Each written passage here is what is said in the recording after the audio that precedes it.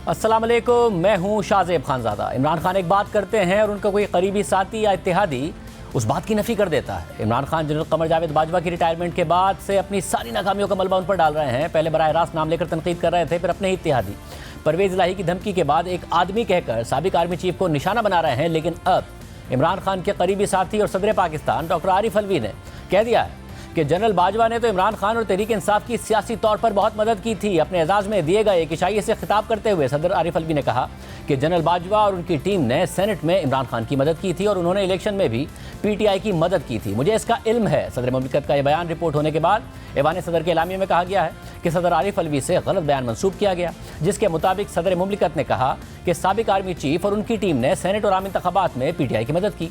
ऐवान सदर का कहना है कि बयान को सियाक व सबाक से हटकर तोड़ मड़ोड़ कर खुद बनाकर पेश किया गया। लेकिन मुलाकात में मौजूद द न्यूज़ के सहाफ़ी उनीब आज़म का दावा है कि सदर मुमलिकत की बात उसी तरह रिपोर्ट की गई है जिस तरह कही गई थी और उसकी ऑडियो रिकॉर्डिंग भी मौजूद है। मुलाकात में मौजूद सीनियर सहाफ़ी और तज़ियाकार मज़हर अब्बास ने भी ट्वीट में लिखा कि सदर आरिफ अलवी ने कहा था कि साबिक army chief general Qamar Javed Bajwa ने 2018 के इंतखाबात में हमारी मदद की थी, लेकिन सदर के तर्जुमान ही ये वाज़ेह कर सकते हैं कि खबर में सियाको सबाक से हटकर किया था। इससे पहले अक्टूबर में सदर मुमलिकत डॉक्टर आरिफ अलवी ने मुबैना अमरीकी साजिश के हवाले से साइफर के मामले पर कहा था कि साजिश के हक़ाइक़ से मुत्तफ़िक नहीं, मगर मुझे शुबहात हैं, इसलिए चीफ जस्टिस से तहक़ीक़ात के लिए कहा।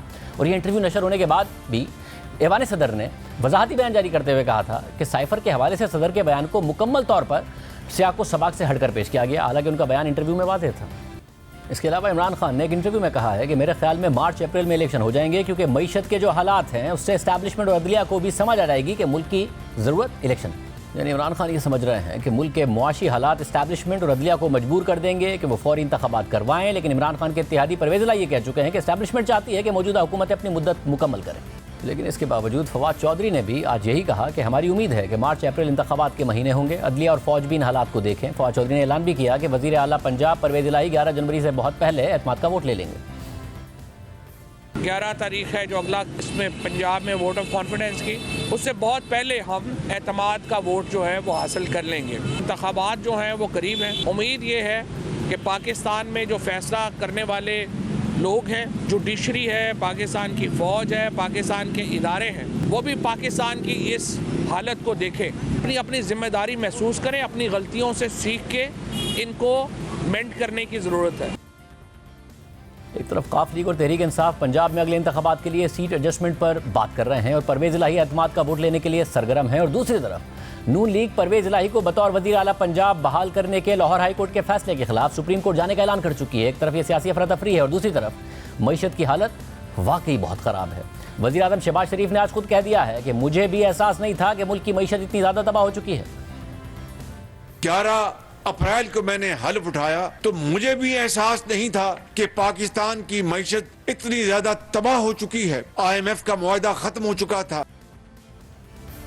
मगर हम इस प्रोग्राम में नून लीग के मुख्तलिफ रहनुमाओं से अदम एतमाद के दौरान भी ये कहते रहे कि मुआशी हालात बहुत ख़राब हैं, मगर वो बार बार कहते रहे कि हम मईशत संभाल कर दिखाएंगे। मगर इस वक्त सूरत हाल ये है कि खान साहब को एतमाद है कि अगले महीने इस्टेब्लिशमेंट को भी समझ आ जाएगी और उन्हें इंतखाबात मार्च अप्रैल में होते नजर आ रहे हैं, और इस एतमाद के पीछे मईशत है।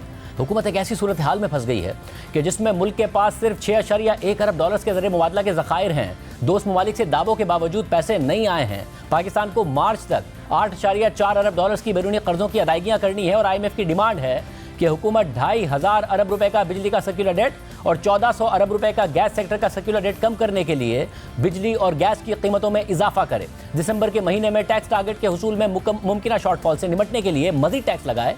पेट्रोलियम डेवलपमेंट लेवी के 855 अरब रुपए के टारगेट के हुसूल में 300 अरब रुपए का शॉर्टफॉल मुतवक्के है, तो उसको भी इजाफी टैक्सेस लगाकर पूरा करे। और डॉलर इंटरबैंक में तो 225 रुपये 82 पैसे का है, मगर ओपन मार्केट में अनऑफिशियल रेट 258 रुपए का है। इसलिए IMF का इसरार है कि हुकूमत इंटरबैंक में डॉलर को मसनूई तौर पर नीचे रखे हुए है, इसलिए यह सिलसिला बंद करे और डॉलर को मार्केट फोर्सेस पर छोड़ दे। और मेहताब हैदर की द न्यूज़ में खबर के मुताबिक IMF ने अपनी डिमांड पूरी करने के लिए हुकूमत को 2 से 3 हफ्ते का वक्त दिया है, वरना IMF की किस्त नहीं मिलेगी और डिफॉल्ट का खतरा मजीद बढ़ जाएगा। यानी या तो हुकूमत वो इकदाम करे जिससे बेपनाह महंगाई होगी, मजीद होगी और हुकूमत गैर मकबूल होगी, या फिर दूसरी सूरत में मुल्क डिफ़ॉल्ट कर सकता है और जाहिर है उससे भी हुकूमत इंतहाई गैर मकबूल होगी, रुपया और गिरेगा, महंगाई मजीद आएगी, पाकिस्तान की LCs भी नहीं खुलेंगी, ज़रूरी अशिया की किल्लत होगी और हुकूमत फिर भी गैर मकबूल होगी। इसलिए इमरान खान को एतमाद है कि जनवरी में हुकूमत और इस्टेब्लिशमेंट दोनों को समझ आ जाएगी और मार्च अप्रैल में इंतखाबात हो जाएंगे।